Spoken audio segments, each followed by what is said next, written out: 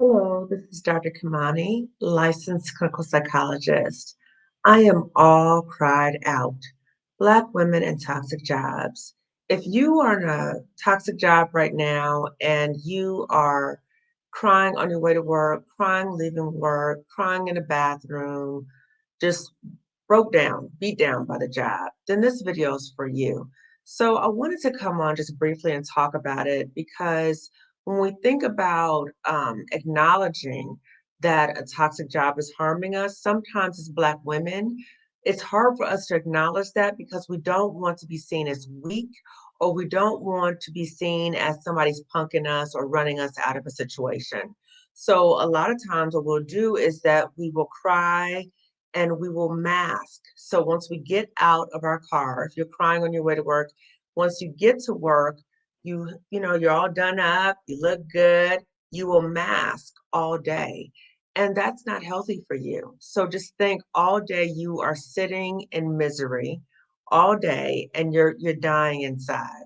And or you're leaving work and doing the same thing. So I wanted to talk about this because I hear about this so often about Black women just feeling just a sense of immense sadness in relation to their job.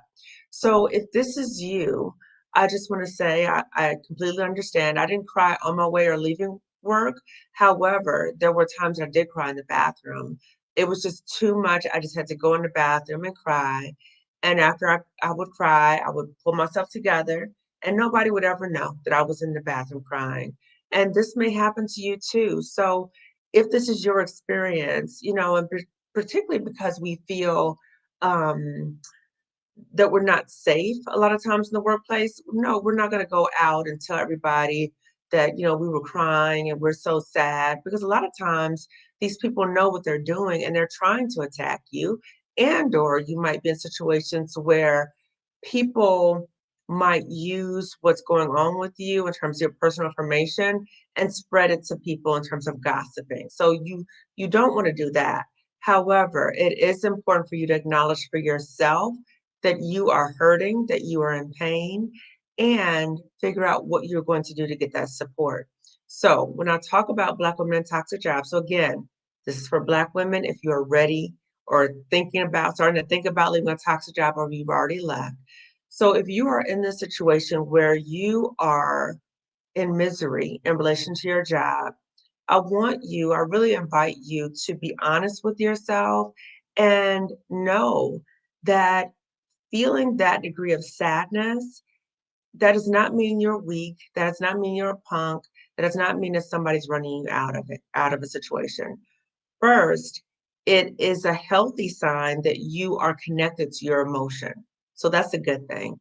The other thing is you are under attack. So, of course, you would feel sadness. That is a normal reaction. So, let's not equate leaving something. And I did a video about this. I'm not quitting, I'm walking away. So, when you think about your sadness and you connect to your sadness and you identify what is the source of your sadness. So, it's important to self assess and look at what are the issues contributing to why I feel this way. It might be a combination of things going on in your personal life and things going on in your professional life, or it may be more so things going on in your professional life. If you recognize that, if you know what the source of the problem is, the important thing is to think about, okay, so what am I going to do in relation to this? Do I want to continue to be in an environment where I'm being harmed and attacked? So am I going to stay there? And at what cost? What is this costing me? And think about the life that you envision for yourself. Do you envision every day of your work week, waking up, dreading waking up, going to work, being miserable all day at work? So if you think about it in that way, again, part of the thing about leaving a toxic job is the mindset. So changing your mindset. So we might get in this certain mindset because of how we were raised. Many times, Black women, we have been taught that we work really hard, we work twice as hard to get half as much. We will work and work and work and work, and we will just get those jobs and we will do what we got to do and up and above.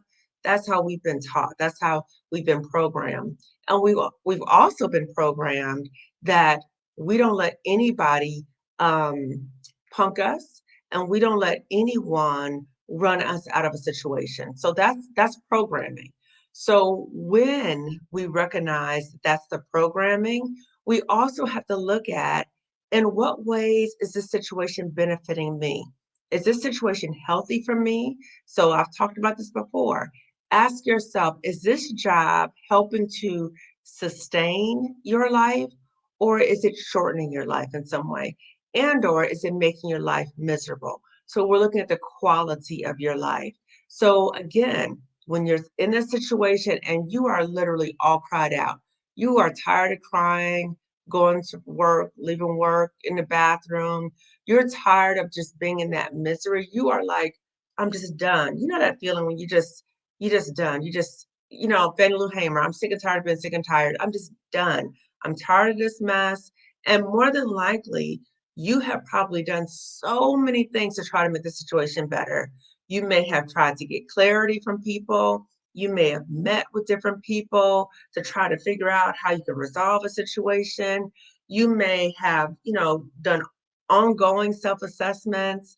You may have talked to your family and friends about this to the point where they're like, I just can't take it anymore. They're cried out too, because they're really tired, and they're deeply saddened to see you so sad. They're deeply saddened to see you being attacked in the workplace. So again, when you think about what the work is doing to you, also what is it doing to those who care about you, which is important too. So if you are in this situation, you've tried everything that you knew or that you know to possibly do. Again, pause and sit with yourself and challenge that social programming that you are weak, or you couldn't take it, you don't know how to play the game, you're letting people run you out of this good job. Okay, recognize that that's social programming, and if you need support in challenging that social programming, many of us do, because if you've been raised like that, it's hard to shift. It's hard to see yourself as something different if that's what you've been told in terms of that's the model of success. So if you have functioned in that way, and let's say you've gotten to a certain level of so-called success, you feel like, what is wrong with me that I'm not happy, or what is wrong with me that I can't just deal with it? What is wrong with me? I've gotten to the point where I've worked so hard for. However, now that you've gotten to that point, you may have said, wait a minute, this is not what I anticipated. This is not what I sacrificed for. And that might be too, I'm all cried out. I'm all cried out, not only in terms of how the job is treating me, I'm all cried out also, maybe, in terms of the dreams that I had, the expectations that I had in terms of once I got to this point, what would my life be like? I'm all cried out. I'm so disappointed that my life is not like that. So the question is, once you get to that point and you are honest with yourself and you are self-reflecting about your life, the time is to really think about, okay, do I want to continue on this path? So again, the decision is yours. So as I say before, I'm here to talk to Black women who are starting to think, this job is harming me. I want out of here. I can't stand this job. I'm not growing. I'm all cried out. I'm talking to you, sis. I'm not talking to Black women who recognize on some level that the job is harming me, but they just are determined to stick it out. No matter how much the job continues to harm them, no matter how much they have seen, not only in their own experiences, they probably have seen other Black women in their work environment go through similar situations, so they know it's not going to get better. So even if that is you have a right in terms of choosing to stay. Okay. And I hope that you at some point, really reflect on what the job is costing you. So for those Black women, you're starting to think, I don't like this, or maybe you're like, I'm out, I got to figure out how to get out of here. For you, I really hope that you are already in therapy, that you're already getting the support. And in therapy, being able to really talk about these messages that you have learned and many times that you have internalized. So you may even see yourself in a certain way if you dare to think anything differently, if you dare to think, well, what would happen if I left this job? So, how do we challenge that so that you don't start thinking negatively of yourself? Because more than likely, the job is already making you question things about yourself. More than likely, the job is making you or sending you messages to challenge your sense of self worth. So, we don't want you to do that in your own space, in your own time. We don't want you to do that. This is your life. So, I don't know who said, I think it was Halisi or somebody in terms of traveling abroad, Black people traveling abroad. I think she said something like, this is not a dress rehearsal, this is your life. So you don't have an opportunity to replay this. This is your life. So again, when you think about the life, the quality of life that you have, does it match up with the quality of life that you want? And if it does not, if you are all cried out, you are so tired of talking about this job, thinking about this job, all that, then again, think about ways to get out. So, in terms of exit planning, when I talk about exit planning, I really want you to think about if you have an opportunity to take a leave of absence. If you are able to do that, I would strongly suggest that you do that because it gives you a moment to kind of get away, to get a breather, and you're not under constant attack. So, if you can take a leave of absence, absolutely do that.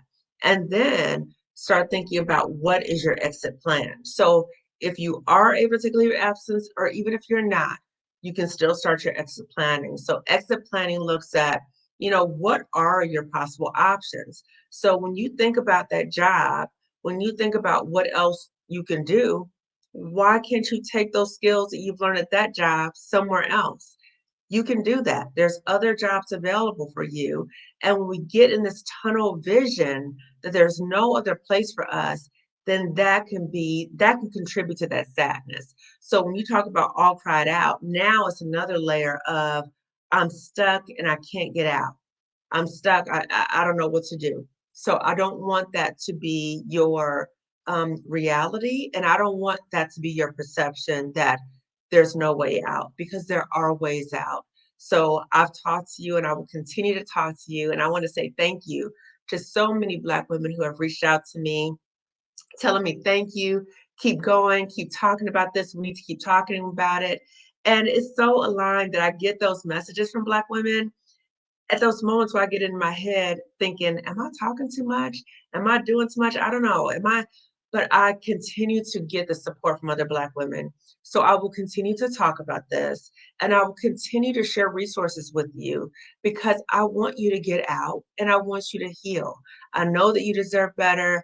I'm on the other side and I'm doing much better. But I also want to be very real with you about the journey because the journey is painful, the journey is scary. However, it's important to take the journey. And I'll just give you an example too, in terms of, I've talked before my videos about, leaving jobs is often a process. Most people don't just wake up one day and say, I'm out of here. It's generally a process. It's like a buildup, right? So it's a buildup to the point where you're like, I'm done, right? So Fannie Hamer, I'm sick and tired of being sick and tired. So for me recently, what happened, and again, it's an ongoing process where I still go through periods of grief in relation to leaving that toxic job. So I resigned a year ago, but every now and then something will come up.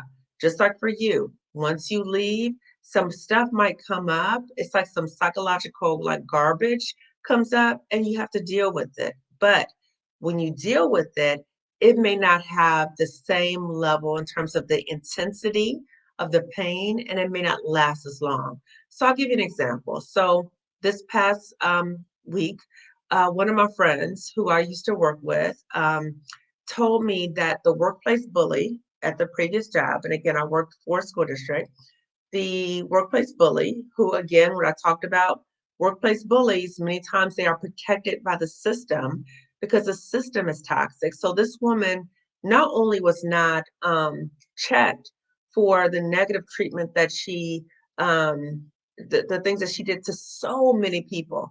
It wasn't even Black people, but she did things to so many people lawsuits against her, all these other things.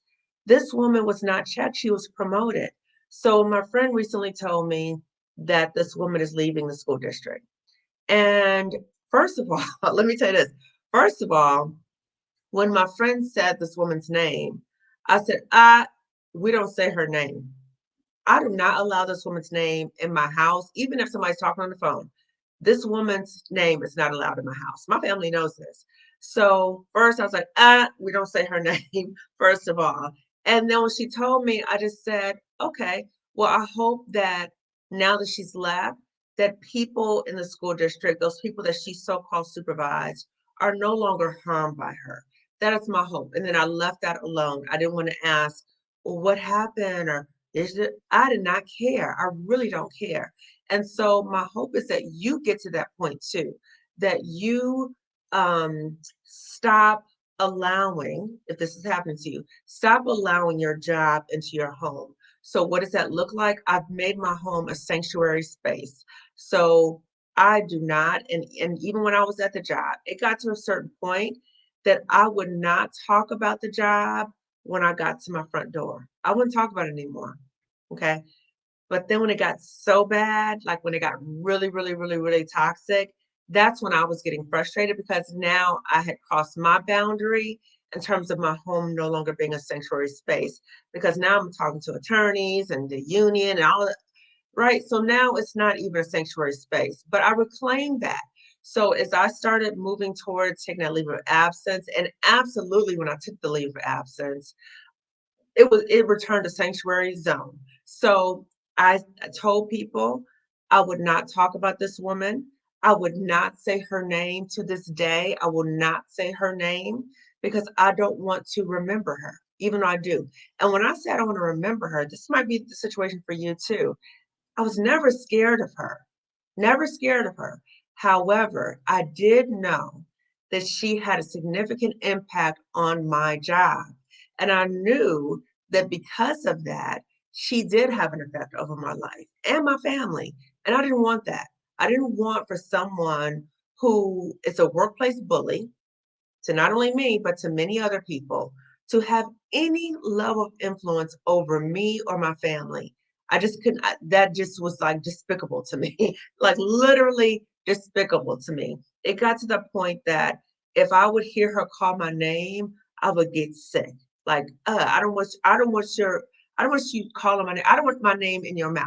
Okay. So if you are in that situation, you may be all cried out too, and if you are in this situation, please listen to what I'm sharing in terms of resources. So, therapy, I've also talked to you guys about Black women coaches. Anne Marie has an excellent channel where she interviews Black women coaches in terms of what kind of areas they focus on. She has a Black women's coaches directory. So, I strongly suggest, because people ask me too, well, how did you do it? Or, how do I move forward? I have a love or passion for this, but that's at the job. How do I pivot? Get a business coach, particularly a Black woman business coach, because she can help you. She can help you pivot. And I still have business coaches. I still have Black women business coaches to help me as I'm continuing to build and grow my business. So again, when you think about pivoting, you may not be able to do all of it on your own. Please be open to look at and explore options and resources. So again, therapy, Black coaches, and then as I talked about before, the masterclass. So the masterclass was a collaboration between S. Emery Archer, so the anti-HR lady, and I.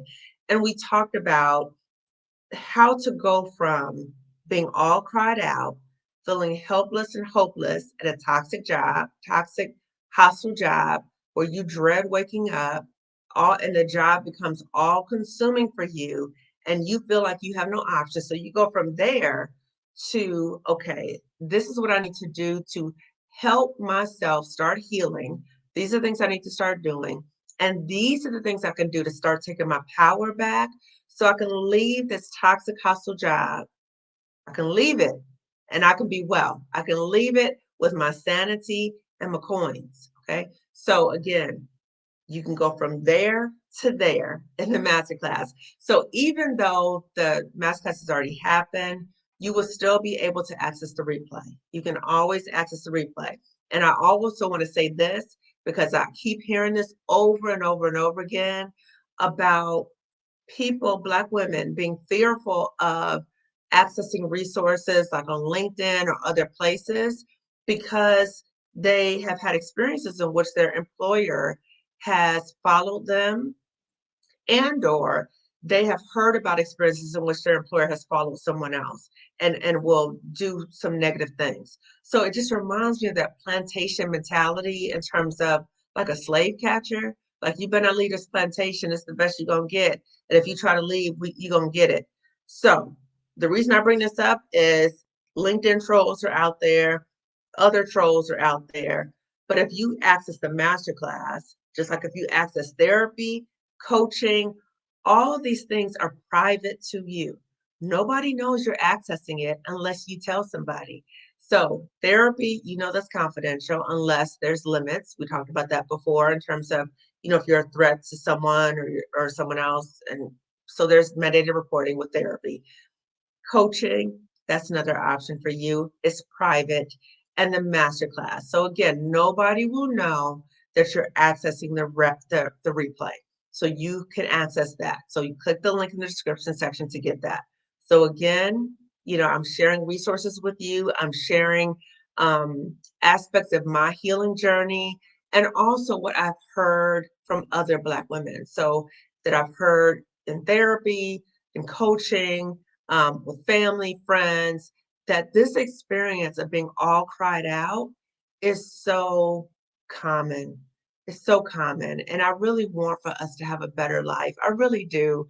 You hear so many Black women now on YouTube talking about this.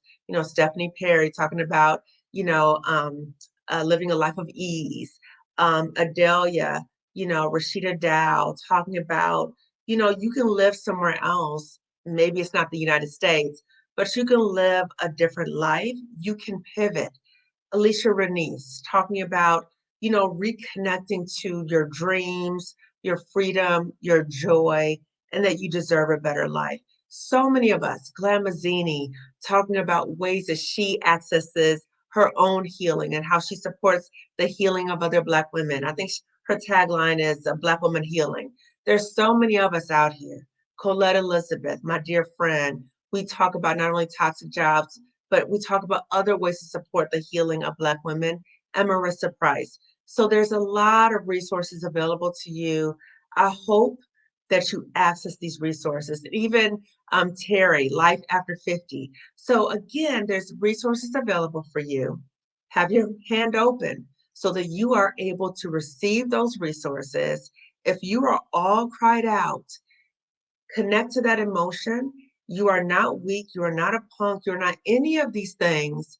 If you are connecting to your emotion and you are saying to yourself, I'm done, this is it, you are taking your power back. You truly are. You are not, allowing yourself to continue to be in a situation that's toxic and hostile. So you are taking your power back. I want you to remember that you are a powerful, brilliant Black woman and you have options. You have many options. The options, they're there for you. Okay. So again, I have some of those options or resources in the description section of this YouTube video. And I am asking you, as one Black woman to another, that in addition to helping yourself heal, please reach back and help another Black woman too, because so many of us are struggling in toxic jobs. So that might be a helpful, supportive comment. That might be sharing resources with them. It might be sharing what I've noted in this video. It might be sharing this video with them. It might be even giving this video a thumbs up so that other Black women who are watching this video will be generated or suggested to them by YouTube. So again, there's many options for you to also support the healing of other Black women, because again, we are having a movement in terms of Black women leaving and healing from toxic jobs. These employers have to be on notice that you cannot treat people and you cannot treat Black women particularly like this and expect them to continue to work for them. You can't expect us to do that because we're not going to do it because we have options and we deserve better. Okay. So again, give this video a thumbs up. And if you have not already subscribed to my channel, please do so. Lifting as we climb, consulting, wellness services. So again, as I'm healing, I'm reaching for you, sis, and I'm trying to help you too. I'm trying to help you out, and I'm trying to help support your healing. And I'm asking you to support the healing of another Black woman too.